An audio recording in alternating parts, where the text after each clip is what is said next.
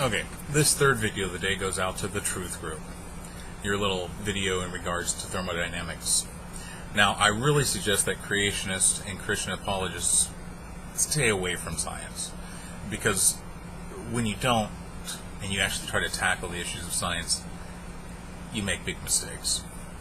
Well, let's deal with the first thing. If you accept the laws of thermodynamics as totally valid, then it leads to a problem with your belief in the existence of a God. Because most Christians, and I could be wrong about your views, but most Christians believe that a God is a spiritual entity, not composed of matter, energy, space, or time. Now, if that's true, then the first law of thermodynamics kind of throws a wrench into the concept of your God, because it does state that energy, and actually, if it's stated correctly, energy, matter, and even space and time are constants. That is, taken together, the total amount of energy, mass, space, and time that exists will have a definite and non-changing constant to it. If that's the case, then your God couldn't have created anything, because you can't create or destroy energy, matter, space, and time. It's just already been there. It's the only thing that's truly eternal. So it kind of throws a whole wrench into the Christian apologetics if they try to use thermodynamics. But let's go to the second law. You said you don't see anything that improves with time. Well, let me just name a few things. Wine. Wine improves with time. A solution of malted barley, of malts and barley with yeast. It improves in time. It becomes beer, which... Give me a second. I'm going to go get one.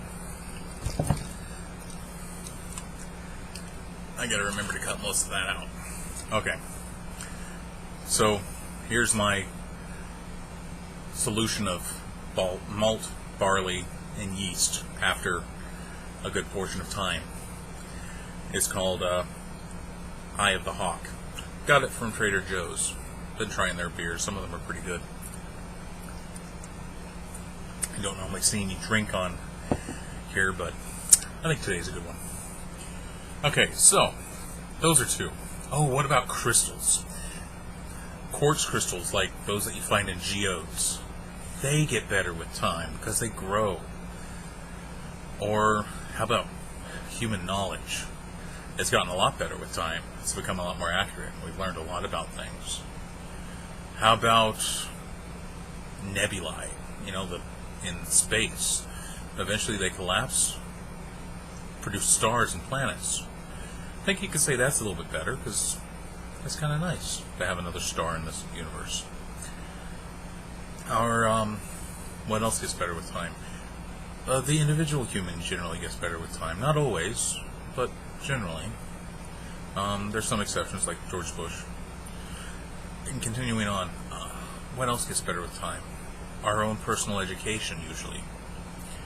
But, you know, that's not so much a material thing as, well, it's based on the material, but either way. So there are things that get better with time out there.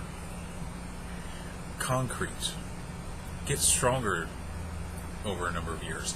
Give you an example, the Hoover Dam is still not at its full strength. There's so much concrete in the Hoover Dam, and it's still curing, that it won't reach its full strength for another couple hundred years. It's getting better with time.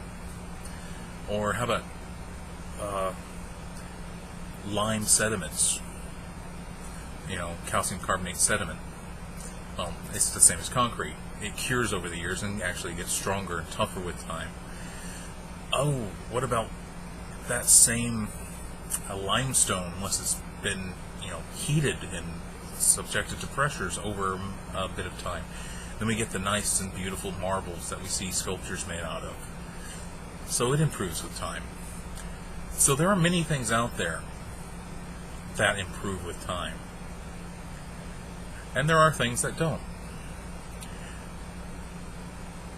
The second law of thermodynamics in regards to entropy also doesn't just deal with chaos. It doesn't just deal with things falling apart. It simply deals with, well, everything reaching thermodynamic equilibrium, whatever that equilibrium may be.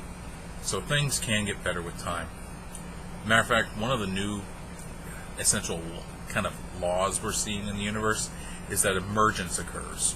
Ordered systems come out of chaos as long as there's a flow of energy through the system.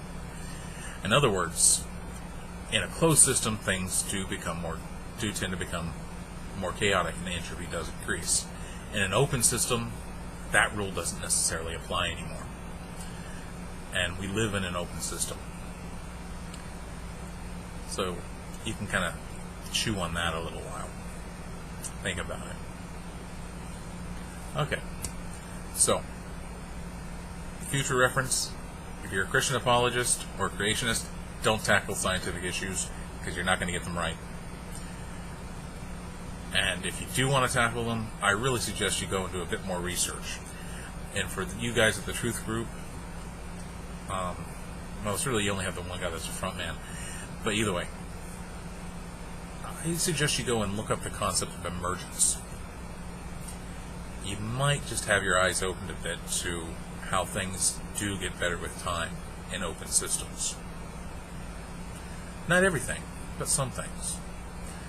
Some of the important things, like the production of organic molecules from pre-organic molecules to the production of PNAs and RNAs and polypeptides and, it's basically just life after a time. Okay. Take care.